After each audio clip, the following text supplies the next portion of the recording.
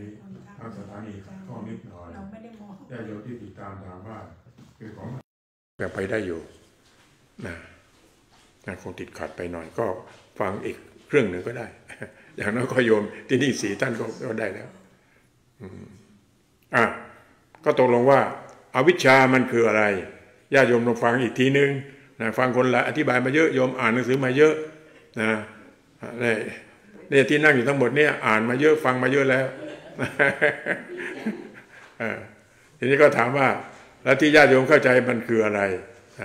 อวิชชาแปลว่าความไม่รู้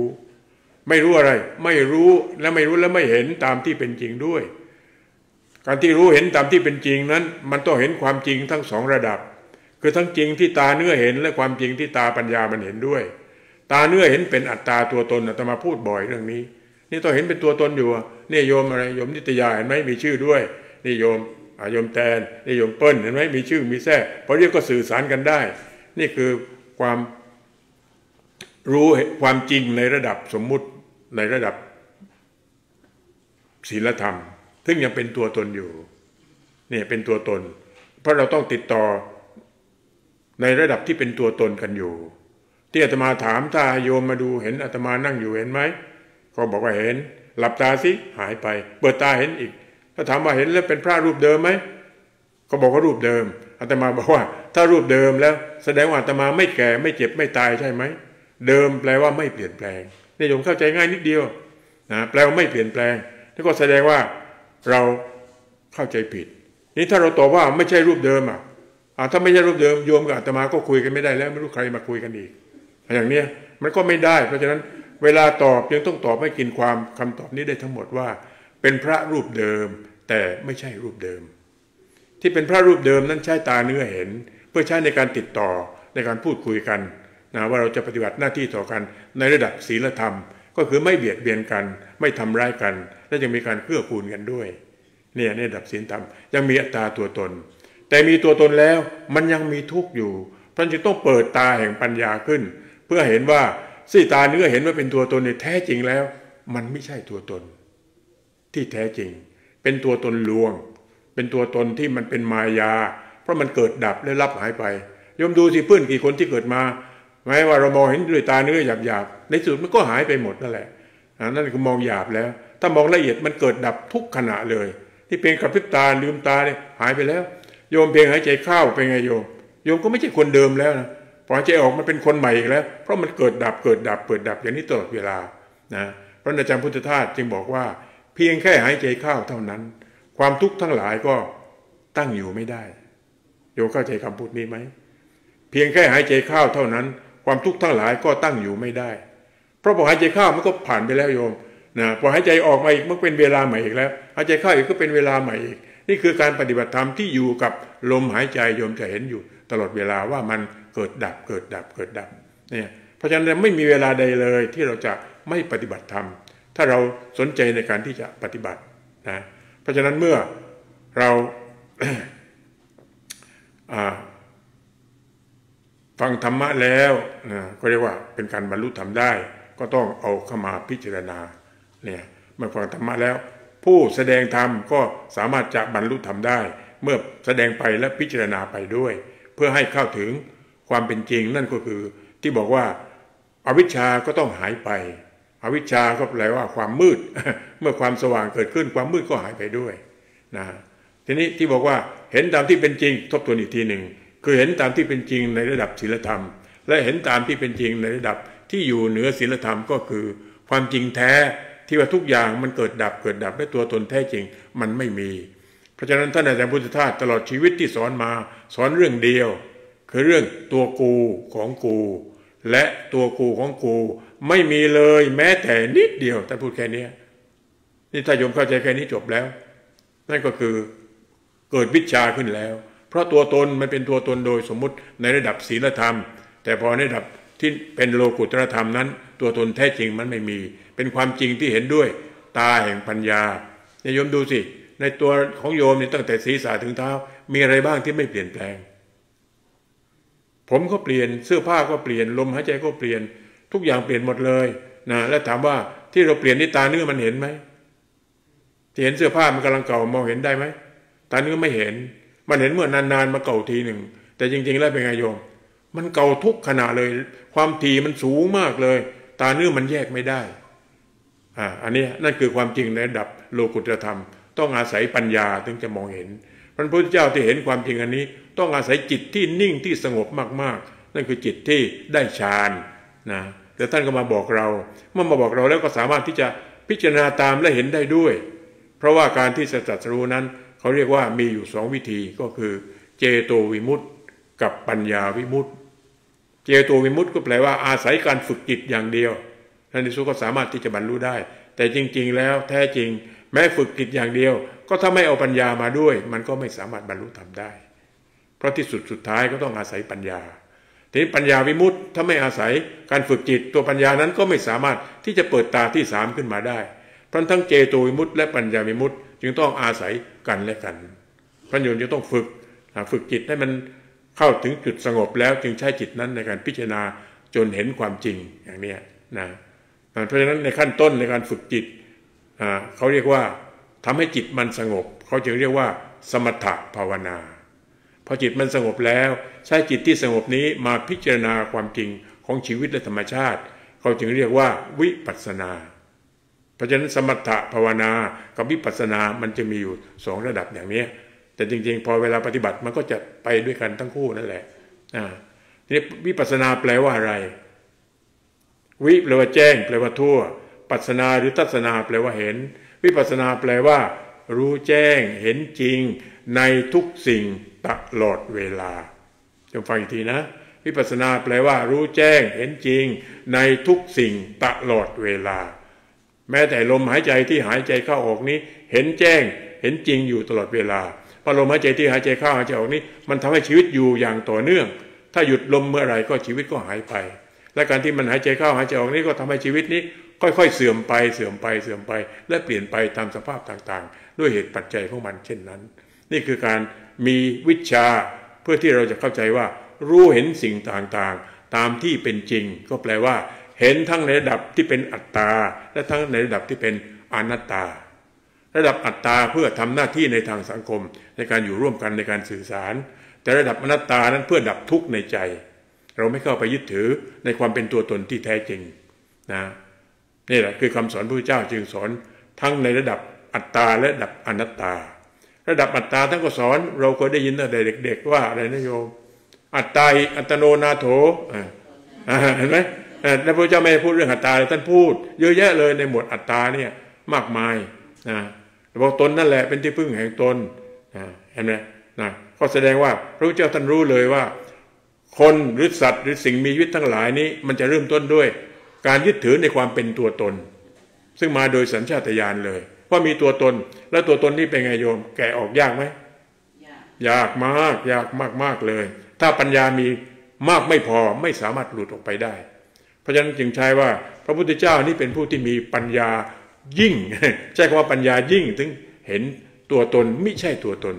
เพราะเราเมื่อฟังธรรมท่านแล้วเอามาพิจารณาตามนี่เขาเรียกว่าบรรลุธรรมโดยการพิจารณาธรรมเอาธรรมมาพิจารณาธรรมจากการฟังแล้วเอามาพิจารณาอีกทีหนึ่งนั่นก็เป็นการทำให้บรรลุธรรมได้และเวลาโยมเห็นอะไรต่างๆเดินไปนี่ทุกอย่างมันเป็นธรรมะหมดโยมก็พิจารณาธรรมได้ที่อาตมาไปบิณฑบาตเช้าๆก็พิจารณาธรรมในระหว่างเดินทางแม้แต่เวลาเราก้าวเดินไปข้างหน้าแล้วหันไปดูหลังอ้าวมันหายไปแล้วถ้าถามว่าเรากลับไปได้ไหมชีวิตในขณะที่เราก้าวอยู่ข้างหลังไม่ได้แล้วนี่เห็นธรรมมันเกิดดับแม้แต่ไปบิณฑบาต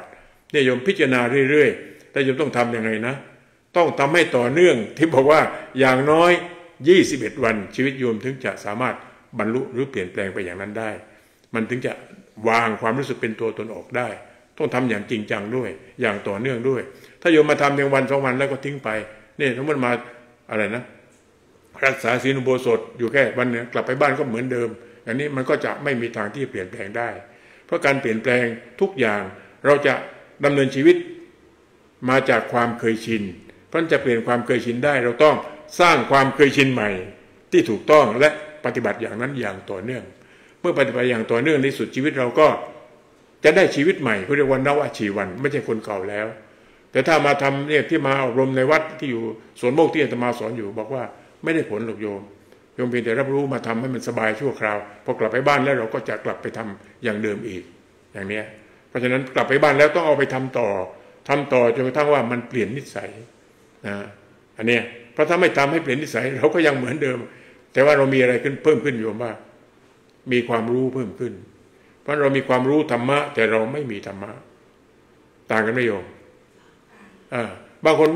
ไม่มีความรู้ธรรมะแต่มีธรรมะมีได้ไหมมีธรรมะแต่ไม่รู้ธรรมะเขาไม่รู้ว่าโกรธเป็นยังไงแต่เขาไม่เคยโกรธเลยนะอย่างนี้ให้โยมไปดูสิเพราะฉะนั้นวิธีที่ดีสุดเนี่ยก็ต้องมีทั้งรู้ธรรมะและมีธรรมะด้วยพระพุทธเจ้าจึงสอนพระเจ้าจึงสอนภิกษุตอนที่ท่านเห็นหนูวิ่งเข้ารูท่านก็บอกว่าหนูนี่จะมีอยู่4ประเภทโยมดูซิว่าโยมเป็นหนูประเภทไหนประเภทที่1ไม่มีรูแต่ได้อยู่เป็นไงโยมไม่ต้องขุดเพื่อนขุดไว้แล้วไม่มีรูได้อยู่ประเภทที่2มีรูแต่ไม่อยู่แล้วขุดรูแล้วตัวเองก็ไม่อยู่ประเภทที่3อะไรนะไม่มีรูแต่ได้อยู่มีรูแต่ไม่อยู่ประเภทที่3ไม่มีรูและไม่ได้อยู่ประเภทที่4มีรูด้วยได้อยู่ด้วย4ประเภทโยมก็ยังถามดูว่าโยมอยู่ประเภทไหนนี่คือต้องถามตัวเราเองเราก็เลื่อนได้สมมุติว่าเรามีรูแต่เราไม่ได้อยู่เราก็อยู่สิก็เปลี่ยนไปปรับไปได้นะโยมนะก็เลื่อนชั้นแต่ถ้ามีรูไม่มีรูไม่อยู่อันนี้ก็ต้องเริ่มสร้างรูแล้วก็ต้องอยู่กับรูด้วยนั่นคือต้องรู้ความจริงแล้วก็ปฏิบัติไปตามความจริงนั้นด้วยอย่างนี้โยมก็จะได้มีธรรมะนี่คือหนูเห็นไหมพระพุทธเจ้าเนี่ยเห็นอะไรเนี่ยจะสอนธรรมะได้หมดนะเห็นมะม่วงโยมเห็นมะม่วงไหมมะม่วงมีกี่ประเภท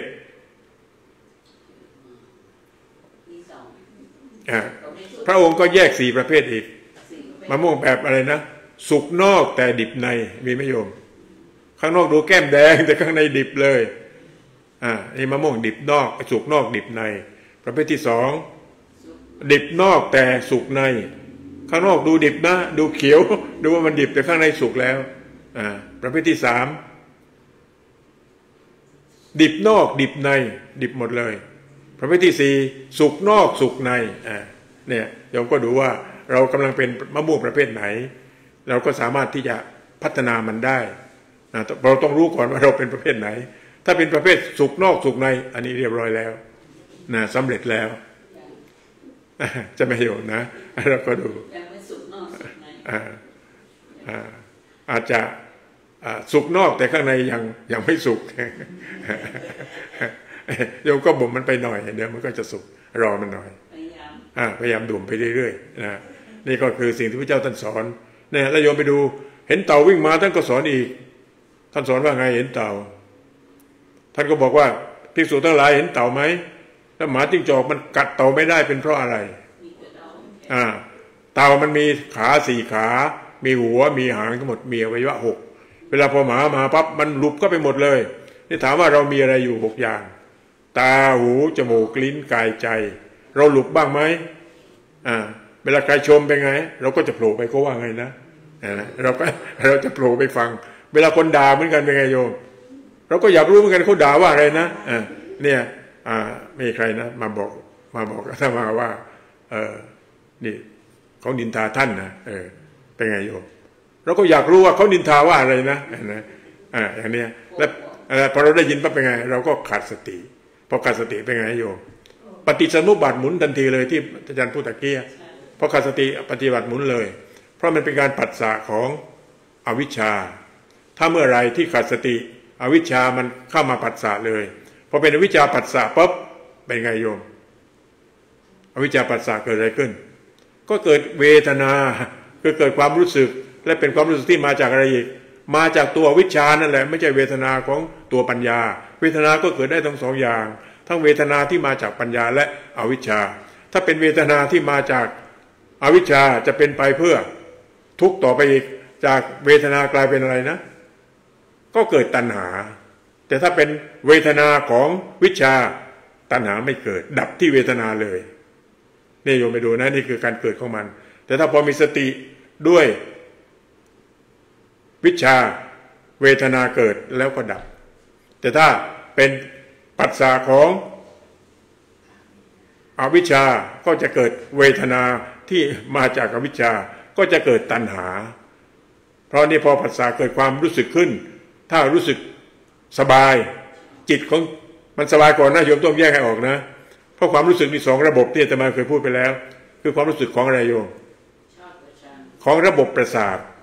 กับเรื่องของจิตใจนี่ต้องแยกให้เห็นเพราะที่เราเป็นปัญหาเพราะจิตมันไปตกเป็นธาตุของระบบประสาทที่ถามว่าระบบประสาทต้องมีเวทนาไหมต้องมีเพราะมันต้องรายงานไปยังสมองเมื่อมีดบาดโยมต้องรู้สึกเจ็บ นี่ต้องเจ็บและเจ็บแล้วมันสบายไหมร่างกายมันก็ไม่สบายทันทีเลยนี่คือเป็นกลไกของธรรมชาติเลยถ้าไม่แยกแยะอย่างนี้โยมไม่สามารถที่จะเข้าใจเวทนาได้เนี่ยทีนี้เวทนาทางกายที่เกิดนี่ต้องเกิดแน่นอนเนี่ยอย่างโยมป่วยโยมก็ต้องเกิดเวทนาทางกายเนี่ยพอเกิดเวทนาทางกายปุ๊บถ้ามาเป็นผัสสะของวิชาเวทนาก็เกิดแล้วก็ดับเราก็เฝ้าดูมันเกิดแล้วดับได้เพราะทุกอย่างเกิดแล้วไม่ดับไม่มีเพราะเวทนาเกิดก็ต้องดับแต่ถ้าเป็นของอวิชชาพอเกิดเวทนาปั๊บมันก็เกิดตัณหาขึ้นมาทันทีถ้าเป็นเวทนาทางฝ่ายที่ร่างกายมันสบายนะจิตมันก็ไปคว้าว่ากูสบายนั่นเริ่มแล้วนั่นก็คืออุปาทานเข้าไปเลยนี่นั่นก็คือไปทางฝ่ายราคะก็คือเราชอบเพราะเวลาที่สบายนั้นเราชอบพอเวลาไม่สบายเราก็ไม่ชอบเพราะฉะนั้นเรื่องทางร่างกายมันก็ต้องมีทั้งสบายและไม่สบายซึ่งเป็นการรายงานของระบบประสาทซึ่งโยมต้องรู้นี่เป็นระบบกลไกของธรรมชาตินะและอาตมาเคยพูดไปแล้วว่าระบบของระบบประสาทนั้นเป็น self defensive mechanism เป็นกลไกในการป้องกันตัวโดยระบบธรรมชาติเนี่ยมันก็ต้องทำงานเพราะโยมจะไม่ให้มีความรู้สึกไม่ได้ในระบบประสาทมันต้องรู้สึกแต่เป็นความรู้สึกของระบบประสาทไม่ใช่ความรู้สึกของกู ระบบประสาทก็เป็นกลไกของธรรมชาติที่มันเกิดโดยธรรมชาติของมันก็ต้องรายงานเพื่อมันจะต้องทำหน้าที่ของมันนะนี่ถามว่าพระพุทธเจ้าเวลามีดบาดท่านเจ็บไหมเจ็บไม่เจ็บพระพุทธเจ้าไม่เจ็บแต่กายเจ็บพระพุทธเจ้าไม่เจ็บแล้วแต่กายท่านเจ็บโยมเข้าใจไหมอันนี้ฮะอันนี้ต้องแยกให้ออกพระพุทธเจ้าไม่เจ็บนะแต่กายท่านเจ็บเมื่อกายท่านเจ็บพระพุทธเจ้าไปแก้ปัญหาไหมท่านก็ไปจัดการดูแลกายด้วยจิตใจที่เป็นปกติไม่มีการหวั่นไหวไม่มีการวุ่นวายอย่างนี้แล้วโยมดูว่าเวลาเกิดอุบัติเหตุเกิดเป็นแผลใหญ่ๆเนี่ยถ้าเราตกใจขึ้นมาถามว่าเลือดมันออกมากหรือน้อยออกมากแต่ถ้าจิตเรานิ่งเลือดมันก็ออกธรรมดาแต่ออกไม่มากมันก็อาจจะสามารถหยุดได้ด้วยเนี่ยมันเป็นกลไกของทางร่างกายถ้าพอจิตไม่เกิดตื่นเต้นปั๊บเนี่ยมันก็ยิ่งทำให้เกิดความเครียดพอเกิดความเครียดปั๊บระบบกลไกทางกายยิ่งทำงานหนักเลือดก็จะหัวใจก็ทำงานและฉีดแรงอย่างนี้มันเป็นกลไกที่โยมเรียนพยาบาลมาก็จะมองเห็นความจริงอันนี้เพราะฉะนั้นโยมต้องมองเห็นทั้งสองระบบนะเวทนาตัวนี้สำคัญว่าให้เป็นผัสสะของวิชาเมื่อผัสสะของวิชาก็จะทำให้เกิดเวทนาแล้วหยุดได้ที่เวทนาแต่ถ้าเก่งกว่านั้นอีกพอผัสสะก็จบที่นั่นเลยไม่ต้องมีเวทนาอีกแล้วเวทนาก็เป็นเรื่องของอะไรเป็นเรื่องของระบบประสาทเราไม่ไปเกี่ยวข้องกับมันเพียงแต่รับรู้ว่าร่างกายมันเป็นยังไงแล้วก็จัดการกับมันเพราะเวลาผัสสะตรงนี้นี่ก็สิ่งที่สำคัญนะนี่ก็ตกลงว่าทบทวนอีกทีหนึ่งที่พูดไว้ตอนต้นว่าการบรรลุธรรมมีอยู่4อย่าง 1. การฟังธรรม 2. การแสดงธรรม 3. การพิจารณาธรรมและ 4. การสาธยายธรรมแต่4ข้อนะเพราะที่บอกว่าโยมมาสาธยายที่มาสวดมนต์ทุกวันเนี่ยสวดแล้วสวดอีกนี่ถามว่าโยมได้เอามาทำให้เกิดความรู้แจ้งขึ้นไหมเพราะที่บอกว่าสิ่งที่เข้ามาข้างนอกทั้งหมดที่เรารับเข้ามานี้มันเป็นลักษณะของเขาเรียกว่าปรโตโคสะแปลว่าสิ่งที่เอามาใส่จากภายนอกเมื่อโยมใส่ปุ๋ยต้นไม้แต่ว่าต้นไม้มันดูดเข้าไปไหมมันดูดเข้าไปแล้วเวลาต้นไม้โตมันโตมาจากที่ไหนโตมาจากข้างในมันโตจากข้างในก็ค่อยโตออกอันนี้เพราะเราซึมซับเข้ามาแล้วจิตของเราก็จะเบิกบานขึ้นจิตของเราเติบโตขึ้นอย่างนี้นั่นคือการที่รับรู้จากการที่ฟังธรรมและออกมาพิจารณาเอามาใคร่ครวญเรียกว่าโยนิโสมนสิการโยนิแปลว่าอะไรแปลว่าที่เกิด มโนก็ที่เกิดก็คือที่ใจเพราะเรื่องทั้งหมดที่พระพุทธเจ้าท่านตรัสว่าเรื่องทั้งหมดที่เราพูดมาเนี่ยมันอยู่ที่ไหนโยมอยู่ที่ใจเพียงเรื่องเดียวที่ว่ามโนปุปังขมาธรรมามโนเศรษฐามโนมยานิยมฟังจนจำได้แล้วเห็นไหมเพราะทุกอย่างอยู่ที่ใจนะและอาจารย์พุทธทาสก็รวมไว้ง่ายนิดเดียวว่าอะไรก็ล้อมลงไปที่ใจเพียงเรื่องเดียวพระโยมจึงต้องมีความรู้เรื่องจิตใจและจะต้องมีวิธีการในการฝึกฝนอบรมจิตใจนี่ฝึกฝนอบรมได้ไหมโยมอบรมได้ถ้าไม่อบรมไม่พัฒนาจิตใจนี้ก็จะมีปัญหาและเราจะหาความสุขจากจิตใจที่ไม่พัฒนาไม่ได้พระพุทธเจ้าตรัสว่า จิตตังทันตังสุขาวหังแปลว่าจิตที่ฝึกดีแล้วนำสุขมาให้จิตที่ไม่ได้ฝึกก็นำทุกข์มาให้แน่นอนนะที่เราเดือดร้อนทุกวันนี้มาจากจิตของใครของเราทั้งสิ้นเห็นไหมโยมที่เราไปรู้สึกต่อคนนั้นคนนี้เราทั้งนั้นเลยแต่เราคิดว่าเป็นเพราะคนนั้นเนี่ยทำให้ฉันรู้สึกดีรู้สึกไม่ดีที่จริงไม่ใช่เขาเลยอยู่ที่ตัวเราหมดเลยเพราะถ้าเราไม่ไปเป็นทาสความรู้สึกเราเห็นว่าดีไม่ดีก็เป็นเรื่องธรรมดาจิตของเราก็จะวางโยมก็จะเป็นอิสระเพราะที่อาตมามาฟังเลยคนอาจจะหัวเราะสนุกสนานอาตมาไม่ได้หัวเราะนะแต่อาตมาก็ฟังไปก็มีความบันเทิงธรรมดาจิตก็ยังสงบอยู่อันนี้เราต้องปฏิบัตินะพระโยมอย่าเผลออย่าลืมการที่เราทำมันอร่อยไหมโยมว่าเวลาเราได้ฟังอะไรที่เราชอบเนี่ยมันอร่อยนะนั่นแหละคืออัศธาเนี่ยอัศธาทีนี้เราก็จะไปย้ำของเดิมมันก็จะกลับไปสู่ของเดิมอีกเราคิดว่าโอ้ยบันเทิงธรรมมันนี่ไม่เป็นไรไม่ใช่นะมันก็ต้องระวังตรงนี้ด้วยนะเพราะธรรมะถ้ายิ่งศึกษายิ่งปฏิบัติเป็นไงโยมคนจะยิ่งสงบคนจะยิ่งเงียบลงนะเนี่ยไม่ใช่ว่าหัวเราะสนุกสนานเฮฮามันไม่ใช่นะแล้วถามว่าที่ไม่หัวเราะไม่เฮฮานี่มันเครียดใช่ไหมก็ไม่ใช่อีกนะไม่ใช่ว่าบันเทิงแต่นั่งยิ้มนั่งจิตใจเบิกบานเหมือนที่บอกว่ามีพระฝรั่งคนหนึ่งไปเห็นอาจารย์พุทธทาสนั่งอยู่แล้วก็บอกว่าโอ้ท่านไม่ได้พูดอะไรเลยสักคำเดียวนะแต่พอเห็นท่านแล้วเป็นไงโอ้ชีวิตอย่างนี้เป็นไงมันสบายเหลือเกินไหมใช้ชีวิตที่ง่ายๆเห็นแล้วนี่ท่านแสดงอยู่นี่อยู่แบบสบายๆเห็นอย่างเดียวปั๊บนี่มันเกิดความบันดาลใจขึ้นมาเลยถ้าว่าชีวิตของเขานี่กว่าจะเสร็จแต่ละวันนี่มันยุ่งยากไม่รู้ทำอะไรต่ออะไรสารพัดเลยนะแม้แต่เรื่องกินก็ทำสารพัดโยมไม่รู้ทำอะไรตัวอะไรอันนี้ไม่มีอะไรง่ายหมดเลยนะที่อาบน้ำอาบท่าแล้วก็มีตุ่มอันเดียวแล้วไม่ต้องไปขัดห้องน้ำไม่ต้องเหน็ดเหนื่อยอะไรเสื้อผ้าก็มีแค่3 ผืนอย่างนี้ท่านทำให้ดูแล้วก็นั่งสบายท่านก็ไม่เดือดร้อนอะไรเลยอย่างนี้นั่นเรียกว่าชีวิตที่มันมีความสุขได้ง่ายเพราะว่าเราไม่ยุ่งยากกับปัจจัยที่มีเยอะนะที่อาตมาบอกว่าโยมลองใส่รองเท้าทุกชั่วโมงดูโยมจะเดือดร้อนเลยอันนี้คือเรื่องของการแสดงธรรมโดยการปฏิบัติให้ดูโดยไม่ต้องพูดก็ได้ในการแสดงธรรมนะตกลงว่าการที่เราจะบรรลุธรรมได้มีอยู่4อย่างทบทวนอีกทีนะ1การฟังธรรมบรรลุได้นะนี่ถามว่าโยมเคยฟังมาเยอะแล้วยังแล้วใช้การฟังธรรมบรรลุได้ไหมเพราะฉะนั้นการบรรลุธรรมจึงต้องอาศัยทั้ง4ข้อเลยนะจะทำให้โยมบรรลุธรรมได้ง่ายขึ้นฟังธรรมด้วยแล้วทำไมโยมสาธยายธรรมด้วยแสดงธรรมด้วยปฏิบัติธรรมด้วยและอันที่4คือการฝึกสมาธิคือการฝึกจิตทั้ง4ข้อเนี่ยจะต้องทำงานด้วยกันหมดเลยนะไม่ใช่ใช้ข้อใดข้อหนึ่งทำได้ทุกข้อเลยแต่ว่าให้มันมีพลังมารวมกันแล้วก็สามารถที่จะบรรลุธรรมได้เพราะการที่เรามาปฏิบัติธรรมนี่ก็เป็นการทำพิเศษแต่จริงๆแล้วปฏิบัติธรรมทำอยู่ทุกขณะเลยเพราะการอยู่กับความถูกต้องไม่ใช่ความถูกใจความถูกต้องกับความถูกใจต่างกันไหมโยมต่างกันยังไง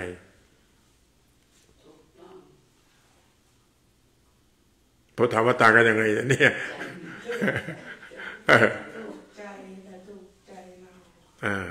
ถูกใจของอารมณ์ถูกใจของกิเลสไม่จะถูกต้องตามธรรมถูกต้องตามธรรมแปลว่าไม่บวกไม่ลบนั่นคือความถูกต้องไม่เบียดเบียนไม่มุ่งร้ายคือไม่มีอารมณ์ที่จะไปทำร้ายใครมีแต่ความเมตตามีแต่ความเกื้อกูลนี่ก็คือความถูกต้องทางธรรมนะพันความถูกต้องกับความถูกใจถ้ามันตรงกันนะโยมดีไหมมีไหมที่มีถูกใจด้วยถูกต้องด้วย มีถ้าถูกใจด้วยถูกต้องด้วยทำไงโยมลุยเลยทำเลยลุยเลยแต่ถ้าถูกใจแต่ไม่ถูกต้องโยมจะทำยังไงอันเนี้ยเพราะฉะนั้นใจที่มันคดเนี่ยเขาบอกว่าสามารถดัดได้มันคดจากไหนมันคดออกไปจากความถูกต้องมันโยมก็ดัดให้มาอยู่กับความถูกต้องเสียแต่เมื่อปฏิบัติไปบ่อยๆต่อไปความถูกต้องกับความถูกใจก็เป็นเรื่องเดียวกันและโยมก็จะสบายแล้วอย่างนี้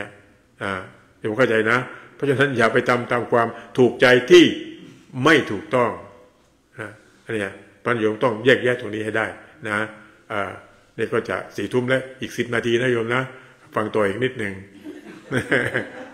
โยมจะง่วงแล้วโยมง่วงแล้วเรื่องง่วง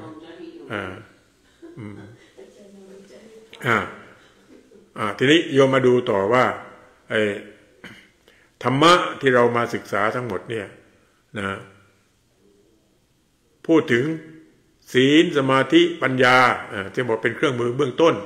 ถามว่าที่โยมมารับศีลนี่ทำไมต้องรับศีล8ทำไมต้องรับศีล5ทำไมต้องรับศีล10ทำไมต้องรับศีล227บางตำราก็บอกไม่ใช่หรอกศีลพระมีแค่150มาเพิ่มเติมทีหลังเยอะแยะเดี๋ยวนี้ไม่ใช่227แล้วพวกเสกียวัตรเนี่ยมันเพิ่มมาเยอะแยะโยมมากมายมหาศาลเติมทีหลังเยอะแล้วแต่นี้ถามว่าทำไมจึงต้องมีความแตกต่างกันอย่างนั้นศีลแปลว่าอะไรนะแปลว่าความเป็นปกติทำอย่างไรเป็นปกติเพราะถ้ามีศีลมากแสดงเป็นไงโยมก็ต้องปกติมากขึ้นนะโยมไปดูอย่างในศีลของพระนี่อย่างเข้าห้องน้ำเนี่ยเข้าห้องน้ำถ้ามีน้ำอยู่เราถ่ายแล้วไม่ราดแสดงว่าเป็นอาบัติแปลไม่ดีนั่นคือผิดศีลนะโยมผิดศีลไม่ดีเพราะว่าถ้าไม่ราดมันเกิดอะไรขึ้นโยมมันก็เกิดเน่าเกิดเหม็นคนอื่นมาใช้ทีหลังก็ไม่ได้เนี่ยเพราะก็เกิดความเดือดร้อนแก่คนอื่นด้วยนะเพราะฉะนั้นนี่ก็คือศีลจะบัญญัติในทุกเรื่องเลยนะถ้ามีน้ำอยู่ต้องล้างต้องราดและต้องทำให้สะอาดนั่นคือการใช้ห้องน้ำละเอียดหมดนะบางทีมันละเอียดไปถึงว่าการเด็ดใบไม้นี่ก็เป็นอาบัติของพระถ้าโยมนี่ตัดทั้งต้นได้เลยแต่พระนี่ไปเด็ดใบไม้ไม่ได้เด็ดใบไม้แปลว่าอะไรโยมแปลพรากของเขียวเป็นอาบัติปาจิตตีซึ่งเป็นอาบัติใหญ่เหมือนกันแต่ไม่ใช่อาบัติหนักอันนี้แล้วก็แสดงว่าต้องการอะไรพระพุทธเจ้าได้รักต้นไม้เพราะต้องการที่จะรักษาต้นไม้ไว้นี่มันเป็นกลไกต่างๆเป็นเรื่องของการทำให้เกิดความเป็นปกติที่มันมีมากขึ้นเพราะยิ่งมีศีลมากก็แสดงความเป็นปกติก็ต้องมากขึ้นเนี่ยพระโยมมารักษาศีล8 3 ข้อมันเป็นยังไงวันนี้อาตมาได้ยินที่พูดถึงข้อ3ว่าโยมไม่มีปัญหาเรื่องข้อ3โยมมันยังมีไหมมันไม่ใช่เรื่องผัวเรื่องเมียอย่างเดียวนะโยมนะโยมไปดูนะคำว่ากาเมสุแปลว่าอะไรโยมกาเมสุแปลว่ากามทั้งหลายคำว่ากามทั้งหลายนี่แปลว่าของรักของใคร่ของเรานี่มีไหมถ้าเป็นของรักของใคร่นั่นแหละเป็นกามทั้งนั้นเลยถามว่าเด็กๆมีไหมของรักถ้าเพื่อนมาทำตุ๊กตามันต่อยมันแตกเด็กมันร้องไห้ไหมเห็นไหมโยมนั่นก็เป็นของรักของเด็กเพราะฉะนั้นถ้าบอกว่าถ้ามีแต่เรื่องหญิงเรื่องชายเรื่องผิดลูกผิดเมียอย่างนี้ถ้าไปแปลอย่างนี้ปุ๊บเด็กก็ไม่ต้องรับศีลนะโยมข้อ3ไม่ต้องรับแล้วใช่ไหมนี่คือความเข้าใจเพราะว่าพระเวลาให้ศีลต้องมีการเว้นวรรคบอกกาเมสุแล้วก็มิจฉาจาราสุแปลว่าทั้งหลายเพราะฉะนั้นกามทั้งหลายมันมีได้ถามว่าคนยิ่งแก่ยิ่งมีกามเยอะไหมเยอะได้นะโยมนะเนี่ยหลงในสิ่งชอบสิ่งนั้นชอบสิ่งนี้ไม่ชอบสิ่งนั้นอย่างนี้ในเรื่องของกามก็มีทั้งอะไรโยมรูปเสียงกลิ่นรสสัมผัสนี่แหละก็เรียกกามมาคุณทั้ง5ซึ่งมีอยู่ในทุกอย่างในอาหารมีไหมมีทั้งรูปมีทั้งเสียงมีทั้งกลิ่นมีทั้งรสมีทั้งสัมผัสแล้วถามว่าเรากินอาหารไหมนั่นก็เป็นกามอีกนั่นโยมไปดูมันถ้าโยมไปกินอาหารปั๊บเนี่ยมันนั่นแหละคือศีลข้อ3ได้เลยเพราะฉะนั้นเนี่ยเพราะฉะนั้นของรักของใคร่ของเราถ้าใครมาแย่งไปโยมก็เกิดเรื่องอีกเพราะเราก็ไม่ไปเบียดเบียนเพื่อนนะของชอบของเขานี่อย่างนี้นั่นคือศีลข้อ3ทีนี้พอมาศีลข้อ6ที่โยมมารับในวันนี้แปลว่าอะไรแปลว่าไม่มากในการกินก็แปลว่าไม่กินส่วนเกินที่อยู่ทุกวันนี้ที่อาตมาอยู่นี่เกินเยอะเลยโยมไปดูสิให้บอกว่า มาที่นี่จะลดความอ้วนอาจารย์นรินทร์บอกไม่ได้นะโยมไปดูเวลาจะมาตักข้าวโยมมาดู